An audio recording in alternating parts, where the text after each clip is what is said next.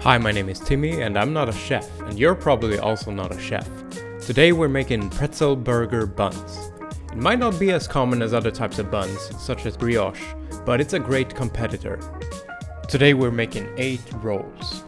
The main ingredients you will need are 1/4 cup of lukewarm water, 2.5 teaspoons of instant dry yeast, about 4 tablespoons of melted butter. Make sure you let it cool before using it though. 3.5 cups of baking flour, 1.5 teaspoons of salt. In addition to these, you will also need an egg, more water for boiling, 2 quarts should do it, and 1/4 cup of baking soda to put into your boiling water. Let's not waste more time and instead start baking. You want to start by making sure your water is around 37 degrees Celsius or about 98 degrees Fahrenheit. Add the yeast to your water and then stir it until you have a liquid with no lumps. It might take a few seconds or even minutes, but eventually you will get there. Then it's time to add butter into the same cup. Again, make sure it's not too warm, as that would potentially kill the yeast process. Mix that up quickly and then set it aside while you go and get your stand mixer. If you don't have one, that's fine, just use a bowl and a wooden spoon.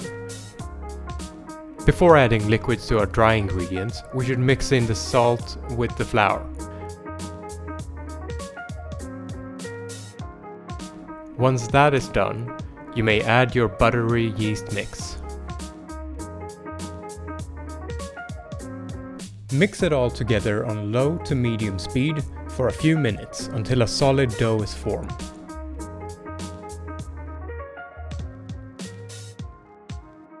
Now we're just going to take out the dough, which should be firm and a little sticky to the touch on the outside. Many bakers recommend kneading by hand since it can help control the temperature of the dough and isn't as rough as machine kneading would be. Make sure you guard the dough from any potential predators lurking around the vicinity as well. After about 8 to 10 minutes, once you have a ball of dough that isn't sticking to the surface, you can put it back into a bowl and cover it for about 60 minutes.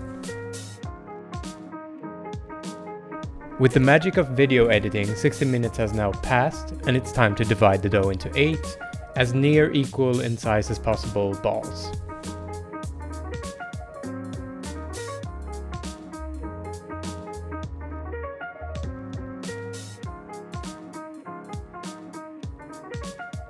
Take one of the dough pieces and start folding it into itself in a circular motion.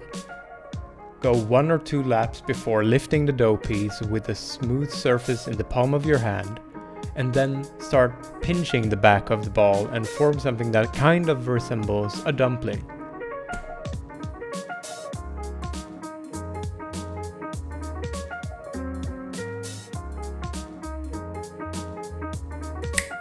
Cover them all up with a cloth and let them rest for another 20 minutes while we start to prepare for boiling these buns before they go in the oven.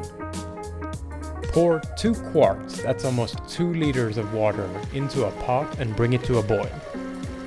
Once the water is boiling, add the baking soda. A word of advice is to add a little at a time and not everything in one go as I just did, as the water comes bubbling up pretty fast before settling. While the water is boiling, we can also take this moment to whisk the egg that will be used to coat the buns before going into the oven.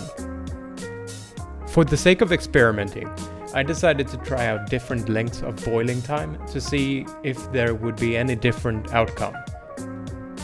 Although most recipes call for about 30 seconds on each side, so that's what I would recommend you do.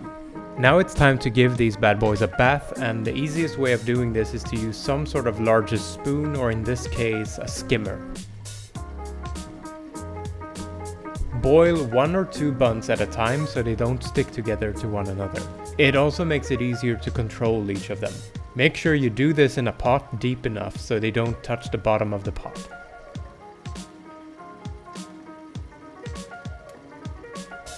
The end result should feel somewhat bouncy and slimy to the touch.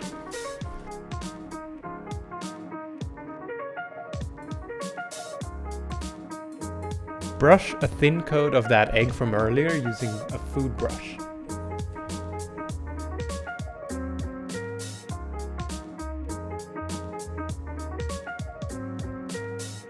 Then, make a small slit in each bun. I managed to cut a little bit too deep into the center, which is still fine, but you might want to aim for a thin slit across the surface.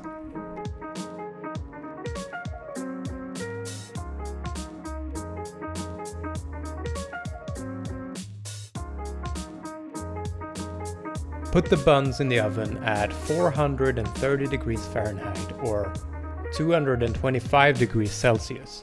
Don't forget to turn the pan around after about half of the time. Let them bake for about 15 minutes or until a deep brown color is formed. It is at this point I realized that I had forgotten to sprinkle some salt on top of the buns before going in the oven. And as for the experiment, the only noticeable difference I saw was the bun that did not get a bath at all. All the others felt and looked pretty much the same, although I'm sure there is a much deeper science behind it all. And there you have it, your very own pretzel burger buns. These buns are soft yet sturdy enough to not get smushed when eaten with a burger. Of course you could also eat them just as they are with some butter as well. Thank you very much for watching. If you enjoyed this recipe, please give a thumbs up, and if you're feeling very generous also, subscribe for more cooking and crafting in the future. Until next time, take care.